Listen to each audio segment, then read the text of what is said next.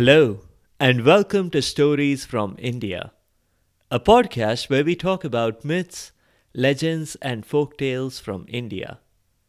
I am your host, Narad Muni, and am a mythological character myself. I have the gift of eternal life and knowledge of the past, the present, and the future. By profession, I am a traveling musician and a storyteller. So, the way I'm doing my job is by podcast. In this episode, we are doing a couple of folk tales from Gujarat. Both of them have to do with people trying to trick others. And yes, as is usual on the show, there is a bit of magic, but in only one of them. Let's dive right in. This first story was actually suggested by one of you listeners. It's about two friends who don't really do anything friendly in the story. Let's call them Mitra and Chalu. As happens often in such stories, Mitra and Chalu were on opposite ends of the social scale, economic scale, and moral scale. Mitra was poor but honest and hardworking. Chalu was rich but deceitful. And yet, they had managed to remain friends. Or at least, that's what Mitra thought. Their friendship was purely one way. While Mitra would make it a point to visit Chalu for occasions like Diwali, and still rustle up the money to buy his rich friend a box of sweets, Chalu somehow seemed not to reciprocate. He would always have some kind of convenient excuse. But that did not discourage Mitra. One day, though, Mitra's hard work paid off. While he was working hard in the fields, suddenly God appeared before him. The identity of this God varies in different versions of the story, but many of them identify the God as Shiva, the destroyer of the universe. Shiva is in the Holy Trinity, together with Vishnu the preserver and Brahma the creator of the universe. Oh, and shameless plug here, Brahma is my dad. So, anyway, Mitra's first reaction on seeing the god appear out of nowhere was to ask, "Where did you come from? Who are you? Are you the tax collector?" This was an understandable question, given Shiva had chosen a more human like appearance than his usual self. That meant he had left out the snakes and rivers and the moon that he usually wore. Shiva laughed and said, "No, no, I'm not the tax collector. Quite the opposite. I'm here to give you some returns on all your hard work. You've been working hard all your life, and yet you're poor. This was not due to any incorrect financial decisions on your part. It's just that you've been unlucky. It's in situations like these that we, gods, like to intervene." Mitra had by now finally realized whom he was talking to. He bowed before Shiva, hands folded, and asked for his blessings. "Blessings? I'll do better than that," said Shiva. "I'll give you something that will actually help you." And with those words, he waved his hands in the air, and magically, in them appeared a seashell. It was an ordinary looking seashell, or so Mitra thought. No thanks. We have plenty of seashells at home. My wife and children went to the beach recently. They brought back lots of such seashells." "This is no ordinary seashell," said Shiva. "If you pray to it every day, You'll have, well, I don't want to reveal the surprise. Try it. I think you will be happy. Shiva was about to leave after handing over the shell. What if nothing happens? Asked Mitra quickly. Is there an operating manual or a troubleshooting hotline? Shiva replied, No, just pray to me and describe what's happening. I'll be listening. Mitra was shocked. So, does that mean every time we people pray, you gods are actually listening to us? Of course, replied Shiva. But usually, we don't have the time to respond to every little problem. Gifted items are a different story. Call it part of a warranty period. Now, I really have to go. I'm late for a board meeting. Vishnu and Brahma are waiting for me. With those words, Shiva disappeared. Mitra went home and tried what Shiva had suggested. He prayed to the seashell. He didn't wish for anything much, just a little bit of money so that they could buy groceries and have a good meal for a change. He heard a clink, and observing closely, he saw that a gold coin fell out of the seashell. Mitra had never even seen a gold coin before, but he recognized it instantly. He had heard of them before. Remembering Shiva's words, Mitra prayed a word of thanks to the god. The gold changed everything. Soon, Mitra could afford a car, a bigger house, a chauffeur, a chef, all of the amenities that he had only seen from afar at Chalu's place. All this while, Mitra never failed to say a prayer of thanks to Shiva every time he received a coin. Chalu, meanwhile, sat up and took notice of the change in Mitra's lifestyle. He decided that it was time to finally pay a visit to his buddy. He did that very day and was shocked to discover that Mitra's house was now larger than his own. The decorations were grander, the food was tastier, and the garden was greener. Naturally, he asked Mitra what had changed. I didn't know hard work in the fields paid off, or I'd have tried it, he added. Mitra told his friend everything. To which Chalu asked to see the seashell. Of course, replied Mitra, and showed him. He even let Chalu try it.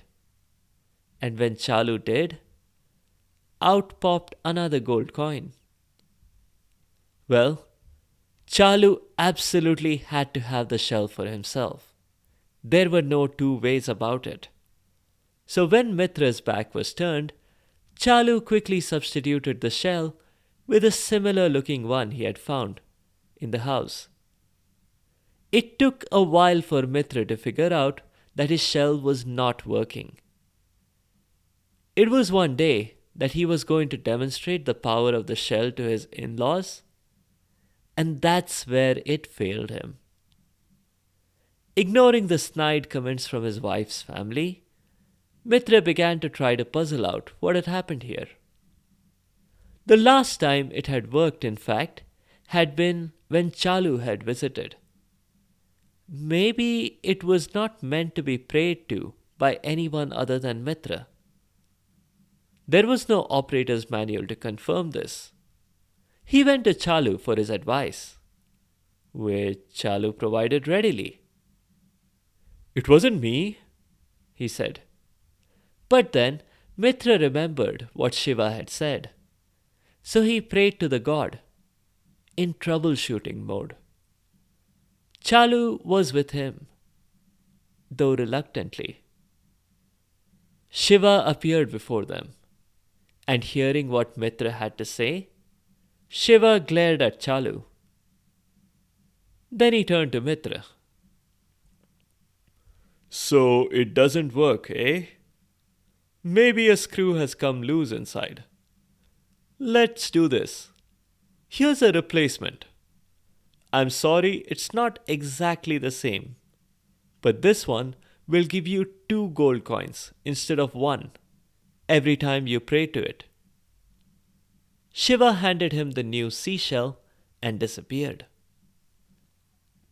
Chalu's mind was racing fast. He wanted the new shell for himself, and he had already thought of an elegant solution to the problem. He would switch the new shell with the original one. Mitra would get a single gold coin, but that's fine. He wouldn't complain. Chalu knew exactly how his friend would think. And Chalu would get to keep 2 gold coins. This was clearly a win-win for everyone. So he did the same thing again.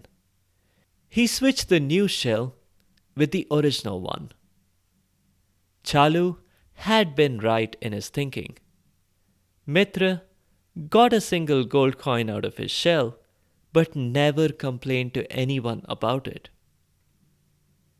But Chalu, on the other hand, got nothing. The new seashell gave no gold coins, no matter how much Chalu prayed to it. He prayed to Shiva as well, but Shiva didn't have time to respond. There were millions of people ahead of Chalu in line. That's the end of the story. I like this story in particular because this was a clever bit of psychology by a god. In most stories, gods intervene to make sudden drastic changes, like eliminating a villain, or lifting a mountain, or something superhuman. But in this one, it doesn't take much to solve this problem. All Shiva needed was an ordinary shell and some well-chosen words, which goes to show that just because the gods have superpowers doesn't mean that they have to use those superpowers all the time. Many thanks to Chintan who suggested this story. Our second story today also has to do with psychology and some well-chosen words. This one is about a boy who has to get creative to earn some money. But it works out fabulously for him in the end. Let's call the young boy Chatur. Chatur was smart and streetwise, but he did not have much luck earning money. And he certainly didn't want to go the hard-working way, like Mitra from the previous story. What he needed was a get-rich-quick scheme. One day, he had an idea. He went to the center of the village on market day, and right in the middle of the village square, he set up a stall. He made a big sign that said, "Wisdom for sale." Passers-by looked at his sign and laughed. No one seemed to be taking him seriously. But Chatur didn't mind. He knew that the right fish would be along shortly. He was proved right. A merchant's son was wandering through the market area, doing a bit of window shopping, looking at the fruits on sale, clothes on sale, and well, what had he here? Wisdom on sale. The merchant's son was intrigued and asked Chatur, "Hi, how much for a pound of wisdom?" Chatur replied that he did not sell wisdom by weight, but by its quality. "All right," said the merchant's son, "give me wisdom worth 1 rupee." Chatur wrote something on a piece of paper and gave it to the merchant's son for a rupee. The paper merely said, "Don't stand and watch two people fight." The merchant's son was not very bright. He went home and proudly declared to his father that he had purchased a rupee of wisdom. He also showed him the paper. The merchant, being a merchant, was taken aback. "Is this why I sent you to the LSE?" Sidebar. That's the Lajpur School of Economics. "How could you fall for this scam? Come along now. We are going to get your money back." "But Dad, it's only a rupee," replied his son. "It's not about the rupee," said the merchant. "It's about the principle of the thing." Though deep in his mind, it was totally about the rupee. He had worked hard to feed his family and struggled and toiled for each rupee he had earned. There was no way he was letting this wisdom merchant get away with this. So the merchant and his son went to the market and demanded a refund from Chatur. Chatur said, "Sure, no problem. Customer satisfaction or your money back. Now, give me my wisdom back and you can have your rupee." The merchant tried to return the slip of paper, but Chatur shook his head. "No, that's just a slip of paper. Now, your boy has already internalized the message." "What do you suggest then?" asked the merchant. "Have your son sign a piece of paper saying that he will not follow my advice. If there's a fight, he must always stand and watch it." The merchant, who was now more desperate than ever to win his rupee back, agreed. Chatur handed over the only rupee he had earned. But the boy was not worried. He knew that things were moving in the right direction. A few days later, an argument broke out in the village square.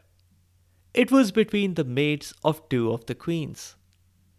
The trigger for the argument was probably something harmless, like the price of fish. But the maids shared an intense rivalry, just like their mistresses. Most of the people in the village square stayed away from the squabbling ladies. But the merchant's son felt that he had no choice.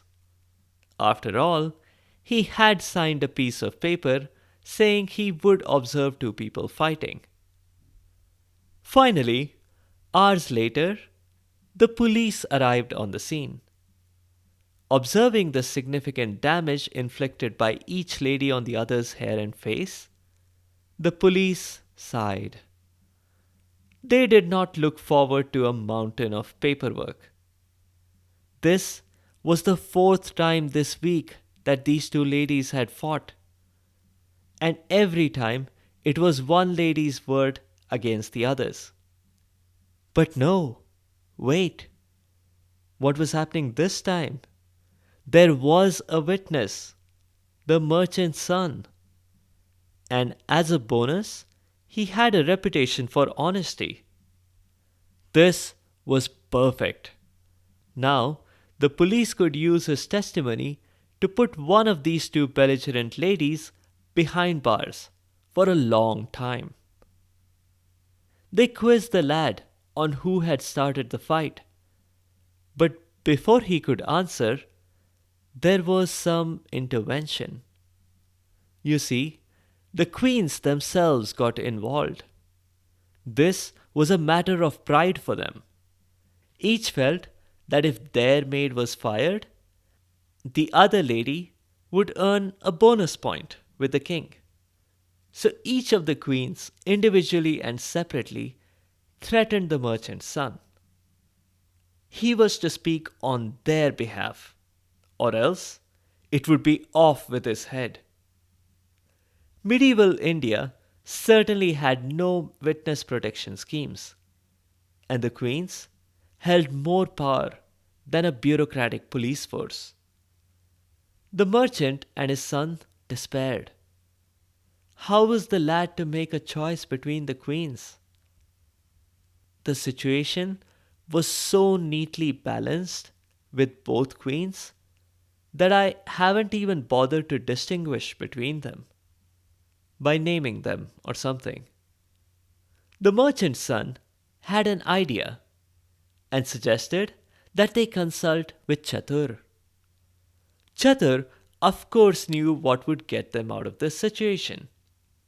But, as he pointed out, his wisdom was sold by quality. This time, the ransom, I mean, the price was 500 rupees. The merchant was glad to pay it if it meant that his son's life could be spared. So, for 500 rupees, Chatur advised the boy to act cuckoo. What's acting like a bird got to do with anything? Asked the merchant.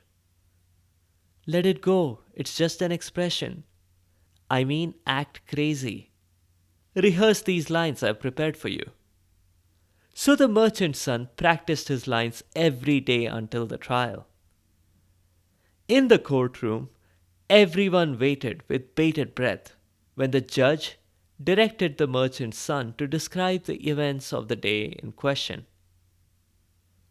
Lorem ipsum dolor sit amit, replied the merchant's son. Eh? Asked the judge. Answer the question. The merchant's son began rambling on. Of the two antithetic terms in philosophy, one only was real and self-subsisting, and that one was ideal thought, as opposed to that which it has to penetrate and mold. The other, corresponding to our nature, was in itself phenomenal, unreal, without any permanent footing, having no predicates that held true for two moments together, in short, redeemed from negation only by including indwelling realities appearing through. All perfectly true, no doubt, but not the kind of thing to spring on me in a moment like this, said the judge, glancing at the queens, each of whom was staring daggers and knives at him, as if willing him to rule in their maid's favor. The judge thought a moment, and then said, The boy has clearly no idea what he's talking about. He's mentally ill. There is not enough information to make a decision here either way. Case dismissed. It was the right judgment, no doubt. In medieval India, even the judiciary was not insulated from influence when the queens chose to flex it. That worked out well. The merchant's son was thankful, but his dad saw a practical difficulty. You can't go all your life pretending to be crazy. So they went back to Chatur, and Chatur had a solution again. For 1,000 rupees this time. The merchant paid him the money. Being stingy about that 1 rupee was really costing him now. But Chatur's advice really seemed like it would finally put them back in a good spot. Chatur told them to go tell the whole story to the king when he's in a good mood. So that's exactly what they did. The king listened to today's episode and laughed out loud. The first story was completely irrelevant to me, but the second one made sense. All right, you're off the hook. I can understand why you acted crazy. You can go back to acting normal again, without fear of retaliation from the queens. I will see to that. The merchant and his son were extremely relieved. And send Chatur to me, said the king. I'd like to buy some of his wisdom as well. Truth be told, the king should not have said that. When the merchant's son had an idea to buy wisdom, it ended up putting him in a tight spot, and costing him a lot of money besides. But the king was the king, the all powerful ruler of the land, so he was less worried. Chatur had wisdom for the king as well. For the teeny tiny sum of 100,000 rupees. It was just a tiny dent in the treasury, so the king didn't mind. Chatur told him to think before you act. The king loved it. He had it engraved all over the palace, on dishes, on spoons, knives, on exercise equipment, on study tables. Things were going well in the kingdom until one day they were not.